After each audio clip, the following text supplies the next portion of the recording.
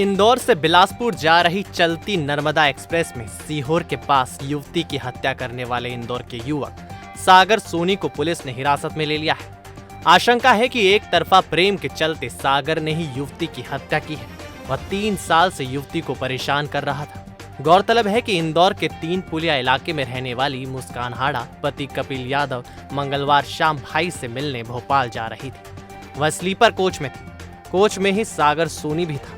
वह लगातार मुस्कान को छेड़ रहा था। मुस्कान ने भाई को छेड़छाड़ की सूचना देते हुए ट्रेन की लोकेशन सीहोर के पास बताई थी। भाई ने सीहोर पुलिस को सूचना दी थी और पुलिस स्टेशन पर तैयार खड़ी थी, लेकिन इससे पहले ही मुस्कान की गला रेत कर हत्या कर दी गई। सीहोर स्टेशन पर जब पुलिस स्लीपर कोच में पहुंची तो वहां मुस्कान का शव खून से सना पड़ा था। उसका गला रेता गया था।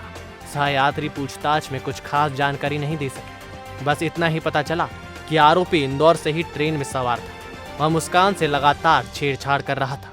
सीहोर स्टेशन से पहले सागर से बचने के लिए मुस्कान टॉयलेट तरफ गई थी। उसका पीछा करते हुए सागर वहां भी पहुंच गया। टॉयलेट से बाहर निकलते ही उसने मुस्कान का गला रेत दिया।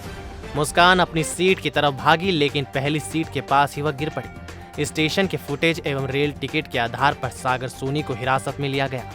पूछताछ में सागर ने बताया कि वह 3 साल से मुस्कान के पीछे पड़ा था। उसकी आईडी भी उसने हैक कर ली थी। मुस्कान उसे हाथ नहीं रखने दे रही थी। भोपाल जाते समय वह भी ट्रेन में सवार हो गया और आखिर में मुस्कान की उसने हत्या कर दी। गृह मंत्री नरोत्तम मिश्रा ने भोपाल में मीडिया को बताया कि नर्मदा एक्सप्रेस में युवती की हत्या करने वाले आरोपी सागर सोनी को हिरासत में ले लिया है। ये जो मुस्कान हाड़ा करके बिटिया है, बिलासपुर एक्सप्रेस में घटना हुई है। कपिल यादव से इसकी शादी हुई थी। बाथरूम करने जब बिटिया गई थी तो घटना ये घटित हुई है।